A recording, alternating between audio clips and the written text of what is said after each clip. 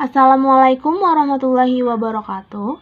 Perkenalkan, nama saya Andini Nuraisyah, saya dari kelas 10 IPA 2. Saya di sini akan menjelaskan sedikit tentang corak kehidupan masyarakat pada zaman praaksara. Pada awalnya, masyarakat praaksara hidup secara nomaden, berpindah-pindah. Kemudian mereka mengalami perubahan dari nomaden ke semi-nomaden. Akhirnya mereka hidup secara menetap di suatu tempat dengan tempat tinggal yang pasti. Untuk memenuhi kebutuhan hidupnya, masyarakat praaksara menggunakan beberapa jenis peralatan mulai dari yang terbuat dari batu hingga logam. Oleh karena itu, masyarakat praaksara telah menghasilkan alat untuk mempertahankan kelangsungan hidupnya. Berdasarkan perkembangan kehidupannya, masyarakat praaksara terbagi menjadi 3 masa, yaitu masa berburu dan mengumpulkan makanan, masa bercocok tanam, dan masa perungdagian. Yang pertama, masa berburu dan mengumpulkan makanan. Masa berburu dan mengumpulkan makanan bergantung pada alam sekitar. Wilayah-wilayah yang ditempati manusia praaksara adalah wilayah yang banyak menyediakan bahan makanan dalam jumlah yang cukup dan mudah memperolehnya. Wilayah tersebut juga memiliki banyak hewan sehingga manusia praaksara mudah untuk berburu hewan. Manusia yang hidup pada zaman berburu dan mengumpulkan makanan ini diperkirakan satu masa dengan zaman Paleolitikum. Secara geografis, pada zaman ini masih bergantung pada kondisi alam sekitar. Daerah sungai, danau, padang rumput merupakan tempat-tempat ideal bagi manusia praaksara, karena di tempat itulah tersedia air, bahan makanan sepanjang tahun.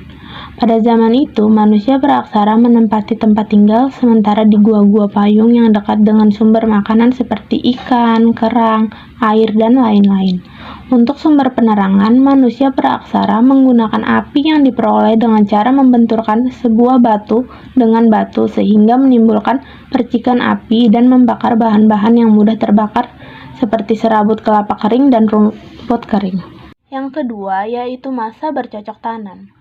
Bagi mereka, dengan bercocok tanam dirasakan persediaan makanan akan tercukupi sepanjang tahun tanpa harus membuka ladang lagi. Selain bercocok tanam juga mereka mengembangkan hewan ternak untuk dipelihara. Manusia yang hidup pada masa ini diperkirakan satu masa dengan zaman Neolitikum. Secara geografis, pada zaman ini sangat menggantungkan iklim dan cuaca alam. Hal ini sangat dibutuhkan untuk bercocok tanam. Hasil dari panen juga sangat dipengaruhi oleh kondisi tekstur tanah yang digunakan. Yang terakhir yaitu masa kehidupan perundagian. Pada masa ini diperkirakan satu zaman dengan masa perunggu. Pada zaman ini, peradaban manusia sudah mencapai tingkat yang tinggi. Hal ini ditandai munculnya sekelompok orang yang memiliki keahlian tertentu dalam pembuatan gerabah, pembuatan perhiasan, serta pembuatan perahu. Yang paling menonjol adalah pembuatan bahan-bahan dari logam. Dengan munculnya masa perundagian, maka secara umum berakhirlah masa praaksara di Indonesia. Walaupun dalam kenyataannya ada beberapa daerah di pedalaman yang masih berada di zaman batu.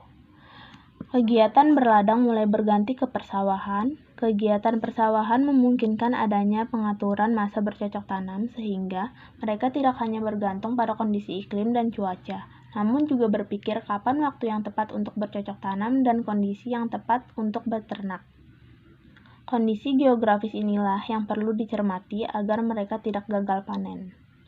Mereka belajar ilmu alam, dan dari alam mereka mengetahui arah angin, berlayar antar pulau, mencari penghasilan dari laut, dan melakukan perdagangan antar wilayah. Ya, sekian dari saya.